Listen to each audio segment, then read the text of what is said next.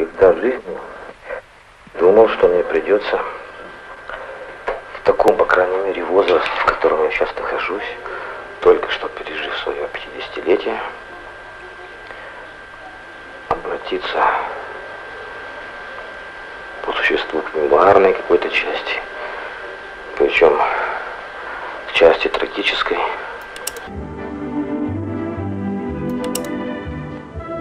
Le soleil se lève sur la ville de Pripyat, Ukraine.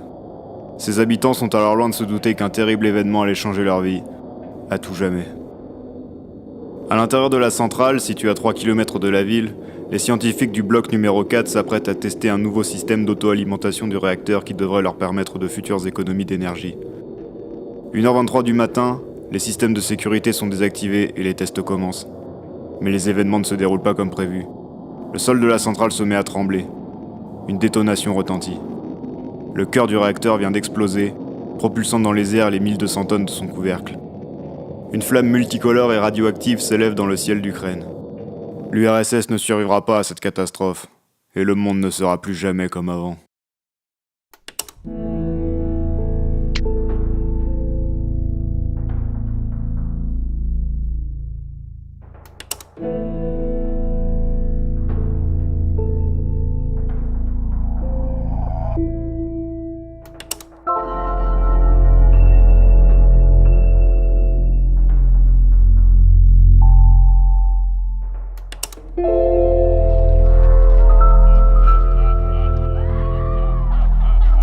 Au petit matin, Gorbatchev rassemble dans l'urgence les meilleurs scientifiques de l'URSS, avec à leur tête Valéry Legasov, l'un des principaux acteurs du programme nucléaire soviétique. Ils partent dans l'après-midi pour Tchernobyl. Pendant ce temps, aux alentours de la centrale, la population est toujours dans l'ignorance, alors que les scientifiques relèvent des taux de radioactivité supérieurs à plus de 600 000 fois la norme. L'évacuation de la ville de Pripyat ne sera pourtant décidée que le lendemain. On dit à la population de ne prendre que le strict minimum car l'évacuation ne durera que 72 heures. Ils ne savent pas encore qu'ils ne reviendront jamais. L'URSS cache alors la gravité de la situation à son peuple et également au reste du monde.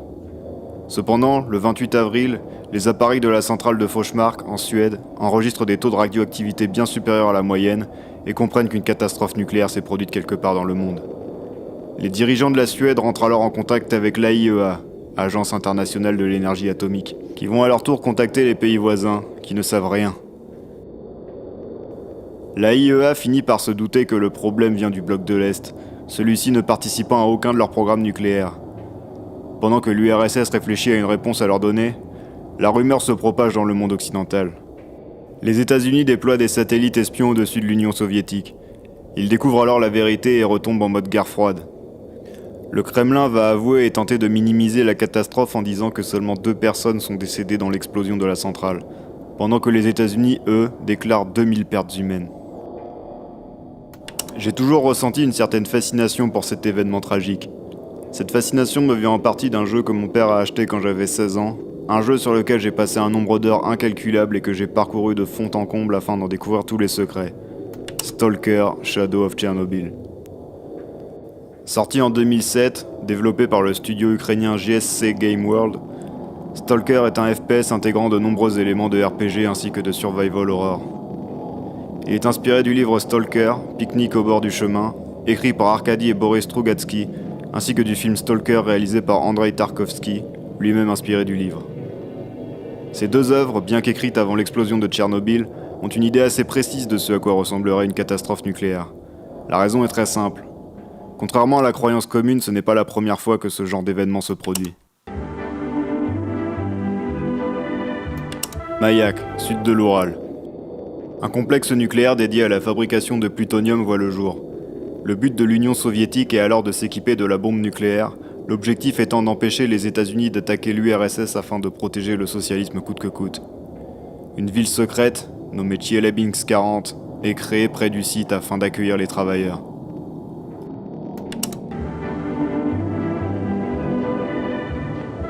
Une explosion survient à l'usine de séparation de plutonium, causée par une défaillance du système de refroidissement de l'une des cuves de déchets.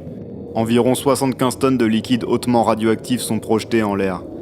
Des centaines de personnes sont tuées, et des milliers d'autres sont contaminées par les radiations. La catastrophe est considérée comme le troisième plus gros accident nucléaire après Tchernobyl et Fukushima, mais est aujourd'hui relativement peu connue, ce qui est dû à la dissimulation de l'événement par le gouvernement soviétique. Les autorités mettent 6 jours à évacuer les zones contaminées, sans donner d'explication aux habitants. Les médecins ont pour interdiction de parler des victimes des radiations dans les rapports médicaux. Il a fallu attendre près de 20 ans pour recevoir les premières informations sur la catastrophe, et l'Académie soviétique des sciences ne reconnaîtra officiellement l'accident qu'en 1988. Jusqu'à aujourd'hui, les répercussions se font encore ressentir dans la région. Mais revenons-en à Stalker. Le jeu se déroule en 2012 à Tchernobyl, après la seconde explosion du réacteur.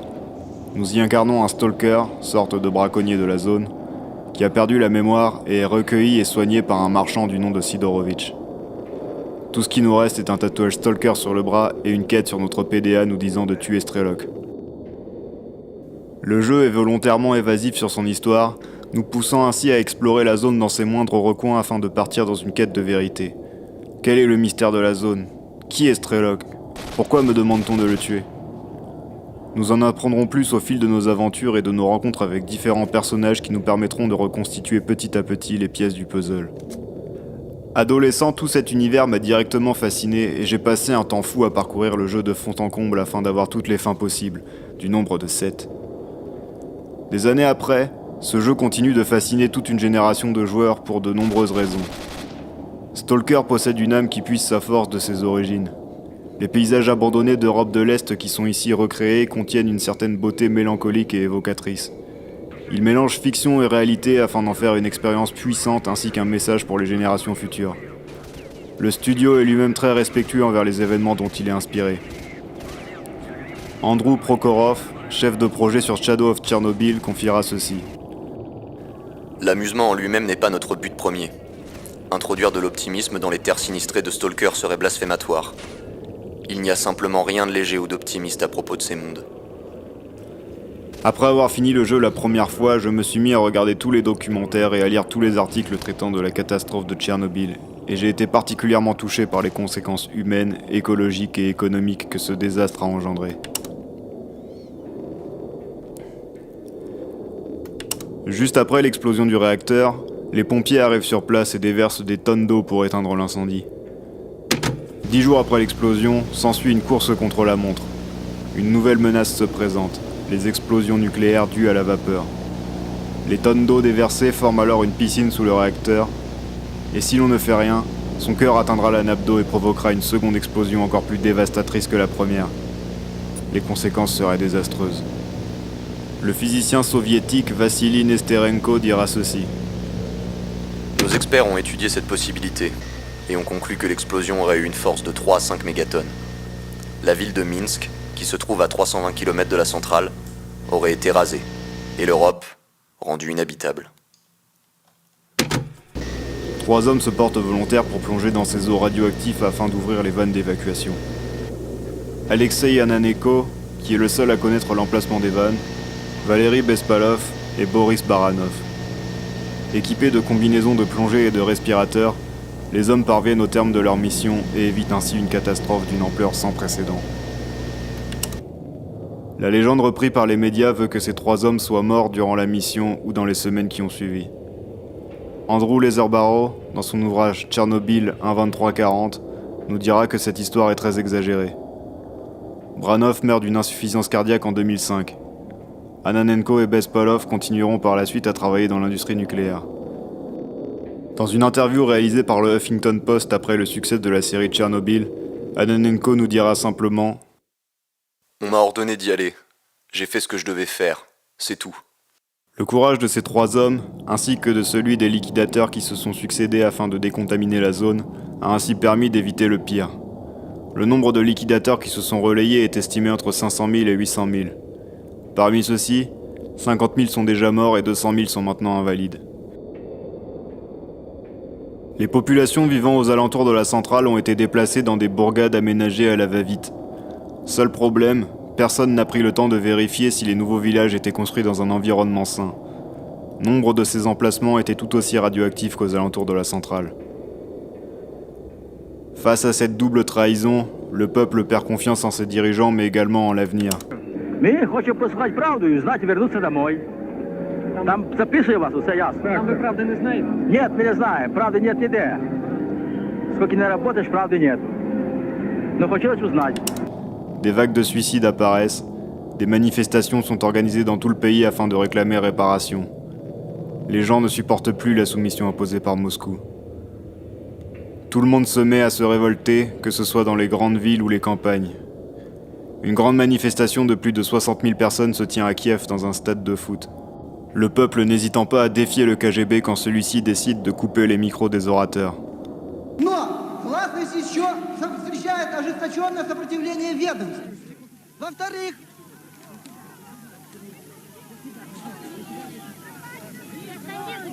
где микрофон? Во-вторых,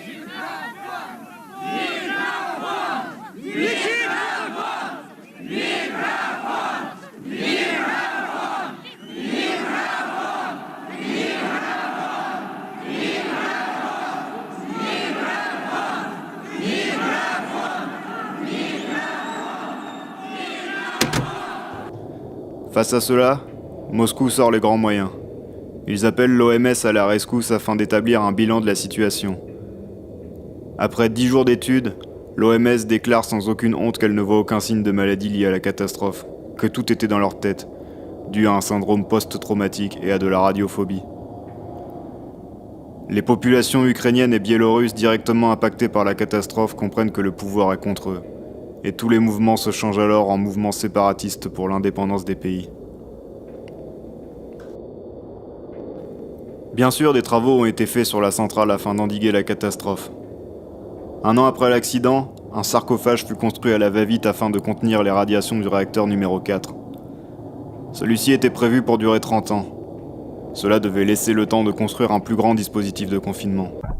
En juillet 2019, ce projet est enfin mis en service. Un nouveau sarcophage est mis en place par-dessus l'ancien. Celui-ci est pensé pour garantir la sûreté du site pendant une période de 100 ans.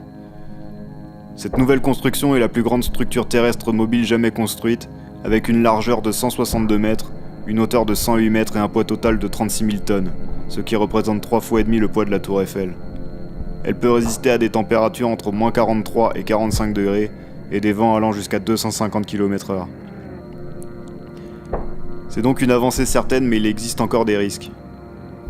Jean Revest, membre de la coordination antinucléaire, nous informe qu'un signal de fission atomique auto-entretenu critique en provenance d'une pièce inaccessible de la centrale nucléaire en ruine de Tchernobyl vient d'être détecté.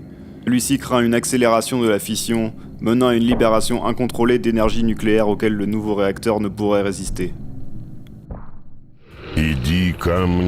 Dans l'univers de Shadow of Chernobyl, le sarcophage est un lieu attirant la convoitise de nombreux stalkers. Une légende raconte qu'un exauceur de vœux se cacherait à l'intérieur et qu'il serait capable d'exaucer le moindre de nos désirs. Très peu auraient réussi à l'atteindre, celui-ci étant gardé par les soldats de la faction du Monolithe. Secte religieuse vouant un culte à la zone, lobotomisée afin de leur permettre d'ignorer leurs blessures, en faisant ainsi les ennemis les plus redoutables du jeu. En parlant d'ennemis, le monde de Stalker vous en fera voir de toutes les couleurs. Entre sangliers enragés, croque-morts, poltergeist, soldats zombies, sangsues, bandits, militaires, le jeu vous procurera du fil à retordre ainsi que quelques frayeurs. L'intelligence artificielle des ennemis est très bien pensée, nombre d'entre eux tenteront de vous feinter, on a parfois le sentiment de se retrouver plongé dans une impitoyable partie de Counter-Strike, notamment lors de l'une des premières missions du jeu dans laquelle on doit décimer toute une base militaire afin de voler des documents. Stalker n'est pas un simple FPS bas du front, il intègre une dimension RPG avec gestion de l'inventaire. Vous pouvez porter jusqu'à 50 kg d'équipement. Au-delà de cette limite, votre personnage s'épuise beaucoup plus rapidement, et dès que vous atteignez 60 kg, celui-ci ne peut plus bouger. Vous trouverez également des artefacts que vous pouvez accrocher à votre ceinture, et qui vous donneront des bonus qui vous aideront à rendre votre personnage plus fort. Différentes armures sont également trouvables ou achetables tout au long du jeu, certaines étant plus adaptées que d'autres à certaines situations. Les combinaisons scientifiques protégeront bien contre les radiations mais seront moins efficaces contre les balles. D'autres seront efficaces pour le combat mais protégeront moins bien contre les anomalies. Une des armures du jeu, l'exosquelette, possède une très forte protection contre les balles, vous permettant de porter jusqu'à 70 kg mais en contrepartie vous ne pourrez plus courir. Les armes et armures ont également un système d'usure. Plus une arme sera abîmée, plus le risque de la voir s'enrayer augmente. Une armure sévèrement endommagée, quant à elle, vous protégera moins bien des attaques ennemies. Il est donc nécessaire de penser régulièrement à changer d'équipement sous peine de se retrouver dans une fâcheuse posture face à un ennemi arrivant de manière impromptue. Ces ennemis, une fois morts, lâcheront du loot qui variera selon les parties. Vous pouvez également revendre votre équipement aux différents marchands du jeu, et même aux autres stalkers de la zone avec quelques subtilités. Les scientifiques achèteront par exemple certains artefacts à un prix plus élevé que le barman. Connaître ce genre de détails permet de tirer le maximum de ce système de revente. L'ambiance sonore est également très marquée et oppressante, notamment dans les laboratoires qui sont remplis de bruits métalliques en tout genre, de hurlements lointains, sans compter l'habituel bip dû à la présence d'ennemis ainsi que du craquement dû à la présence de radioactivité. Il existe également une dimension survival horror à ce jeu, qui pourra être contrebalancée par l'aspect RPG cité précédemment. Si vous vous aventurez dans les labos et autres zones à risque avec le mauvais équipement et peu de balles, vous risquez de souffrir. En revanche, si vous prenez le temps de réfléchir à votre équipement, de farmer quelques balles, de trouver des armes dotées d'une bonne lunette de visée, vous vous sentirez comme le stalker le plus puissant de la zone. Tous ces éléments permettent une immersion incroyable. Tous les secrets et détails disséminés dans le jeu lui assurent une rejouabilité importante. Le jeu possède 7 fins différentes, dont seulement 2 sont des vraies fins. Pour les avoir, il faut suivre une série de quêtes annexes qui nous permettront enfin de répondre à toutes les questions que l'on se pose. Qui est Strelok ? Où est-il ? Quel est le secret de la zone ? En ce qui me concerne, je ne connaissais Stalker que de très loin avant que Mika ne propose l'idée pour l'épisode. Ayant surtout entendu parler de ses bugs et de sa difficulté dite extrême, je l'avais testé rapidement à une époque, mais fus vite rebuté. Après y avoir joué beaucoup plus concrètement pour la conception de cet épisode, je peux décidément dire que cette expérience fut pour moi unique, dans tous les sens du terme. Stalker est un jeu que je qualifierais de non fini. Rempli de bugs qui peuvent réellement vous empêcher de finir le jeu, problèmes de hitbox, drop de FPS, système d'infiltration complètement aléatoire, crash et j'en passe. Ceci étant dit, c'est pas forcément un problème pour ce cas. Enfin, si, évidemment que c'est un problème. Mais le côté très broken de cette simulation de Gopnik post-apocalyptique colle. Bien que frustrant et m'obligeant à recharger d'anciennes sauvegardes, je ne peux que rigoler quand un perso principal prend une balle perdue, m'empêchant de continuer la mission, ou qu'un bandit à 400 mètres de moi ouvre son 3e œil et me repère directement, alertant plus ou moins télépathiquement et instantanément tous ses comparses. Le jeu est cassé, mais très vite, j'ai appris à embrasser ses problèmes. Car à côté de cela, je dois bien vous avouer qu'on est face à un petit bijou d'atmosphère et de storytelling plus que cryptique. Son ambiance couplée à son gameplay nerveux crée une très bonne expérience d'action horrifique très immersive. Possédant un grand nombre de quêtes annexes, nous en apprenons plus sur ce monde fourmillant de détails et de lore. J'ai vraiment apprécié mon temps dessus. Comme dans un Dark Souls, on apprend à accepter l'énervement, la défaite, et pour ce titre en tout cas, les bugs.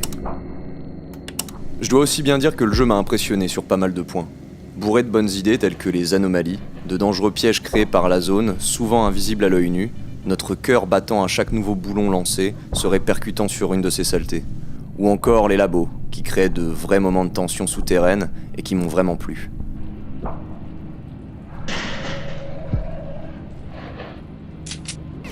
Globalement, on voit l'ampleur du travail accompli, et leur volonté de repousser les limites, ce qui, par ailleurs, aura joué à double tranchant avec le jeu comme nous avons pu en parler. Cela dit, j'aimerais adresser un message à tous les sceptiques. Procurez-vous Stalker Shadow of Chernobyl. C'est un titre complètement sous-évalué et sous-apprécié par chez nous. Bien loin des FPS bas du slip habituels, Stalker offre une réelle expérience à ses joueurs. Le jeu est dur, sans pour autant être infaisable, froid, témoin d'un passé honteux et d'un avenir potentiellement sombre.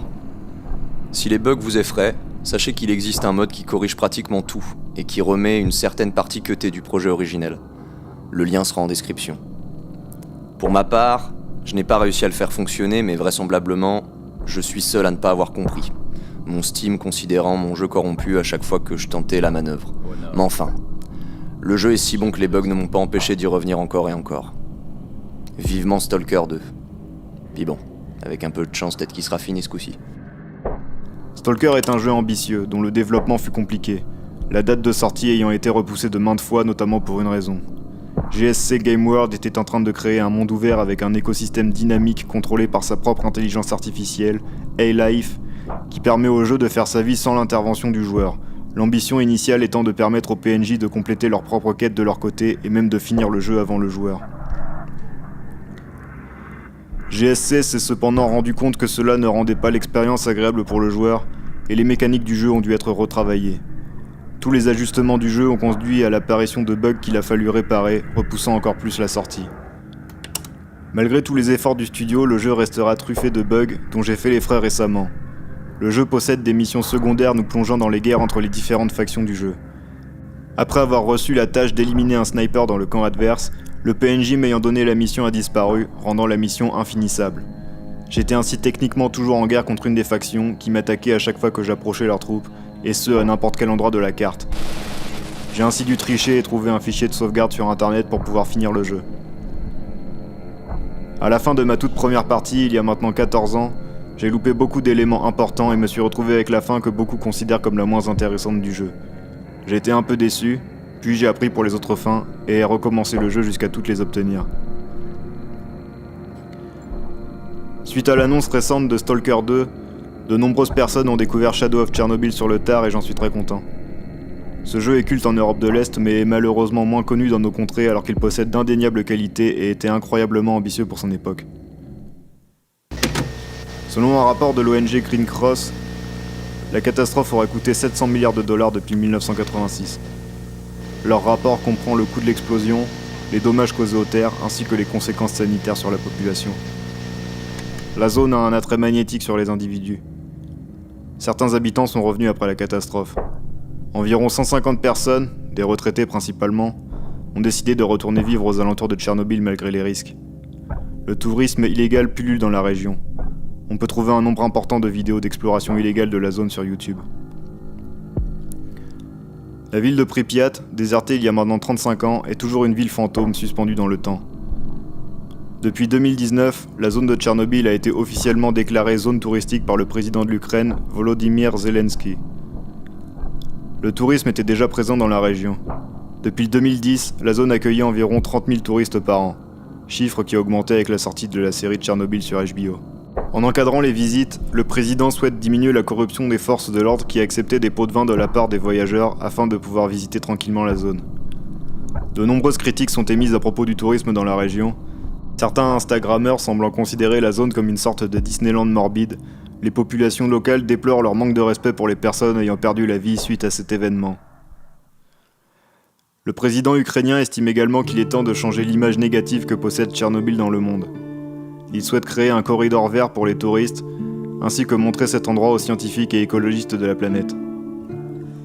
En effet, la nature y a repris ses droits, ce qui n'était pas gagné à la base. L'impact initial de la catastrophe fut très fort. La forêt de pins aux alentours de Pripyat, désormais connue sous le nom de forêt rouge, fut la plus touchée. Les pins y sont morts instantanément et toutes leurs feuilles sont devenues rouges.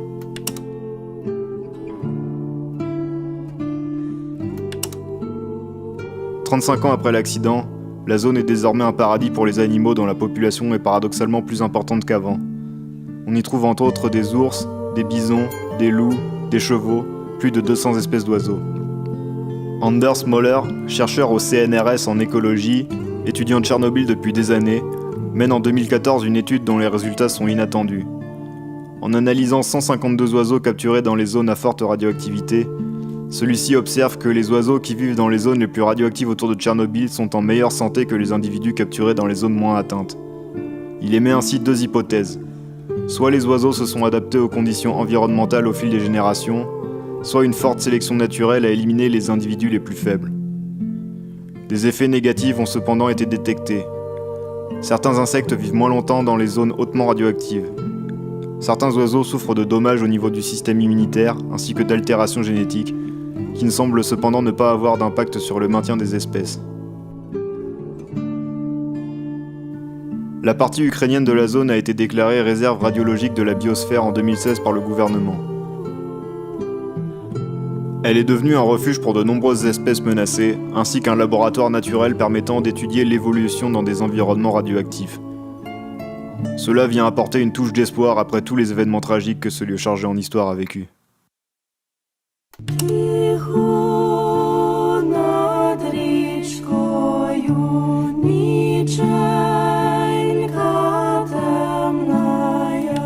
Спи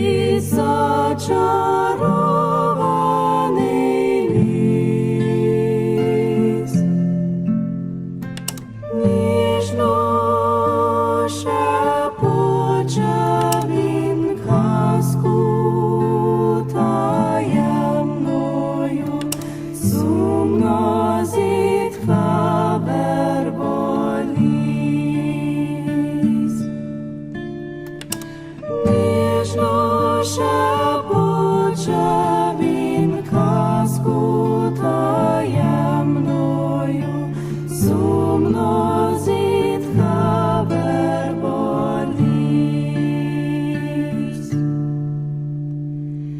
Нічка розсипала зорі золотисті, ось вони в річці на дні. Плачуть берези по той бік сріблисті, стогне хтось тяжко вісні. Плачуть